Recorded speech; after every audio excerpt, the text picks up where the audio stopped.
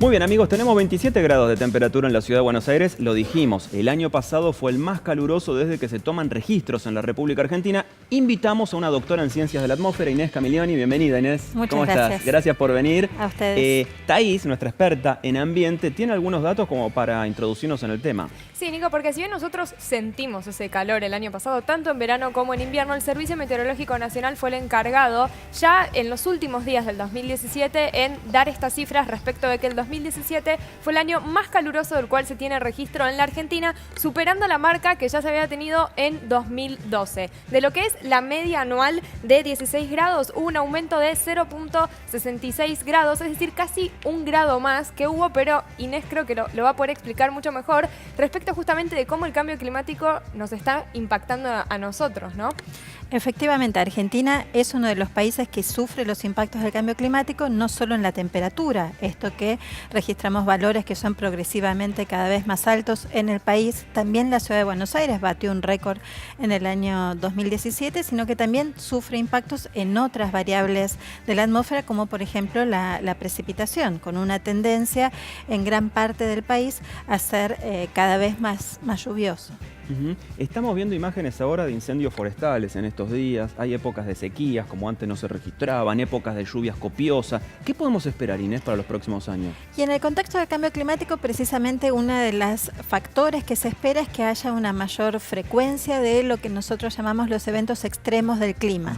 Precisamente olas de calor, olas de frío, lluvias muy intensas, déficit de precipitación que da lugar precisamente a procesos de sequías. Por lo tanto, no solo el cambio climático implica un progresivo aumento de la temperatura, esto de que el país es cada año un poco más caliente que el año anterior, sino también lo que mayor impacto produce tiene que ver precisamente con los cambios en la ocurrencia de estos fenómenos extremos del clima y también cambios en su intensidad. Claro. Olas de calor que pueden ser cada vez más intensas y periodos de sequía o de déficit de precipitación que pueden ser también cada vez más prolongados o lluvias muy intensas. Me gusta que los meteorólogos dicen ocurrencia, pero no se refiere a ocurrencia, mirá qué idea que tuve, cosas que ocurren. Ahora, históricamente la Argentina nunca se caracterizó por la previsión, en nada. ¿Estamos bien preparados para el cambio climático? Estamos preparados, a ver, en el corto plazo es el Servicio Meteorológico el que emite las alertas con lo que tiene que ver con ocurrencias de olas de calor, lluvias que pueden ser muy intensas. Entonces, en ese sentido, el Servicio Meteorológico ha estado haciendo un trabajo bastante intenso en los últimos años sobre no solo avanzar científicamente en mejorar la calidad de los pronósticos, sino también en cómo comunicar estos pronósticos a la población como para mantenerse alerta.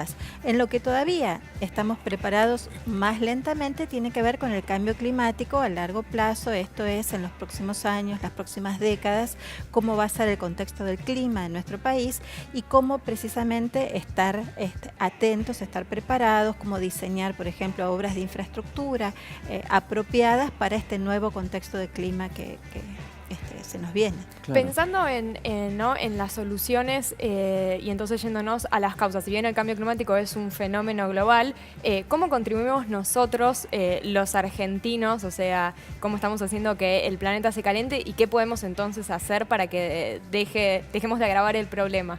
La principal causa del cambio climático desde el punto de vista de acciones humanas tiene que ver con emisiones de gases de efecto invernadero y en segundo lugar cambios en el uso del suelo, ¿no? Cuando uno reemplaza la cobertura natural por espacios construidos o actividades destinadas a agricultura y ganadería, reemplaza pasturas y eso también contribuye con el cambio climático. En ese sentido, Argentina con respecto a sus emisiones está levemente debajo del 1% del total, ¿sí?, mundial que se emite.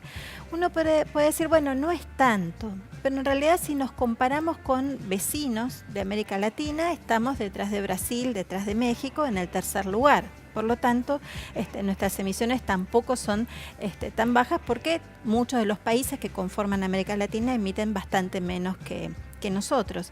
Y con respecto al cambio en el uso del suelo, Argentina también tiene todavía bastante trabajo para hacer en términos de proteger sus pasturas naturales, sus bosques nativos.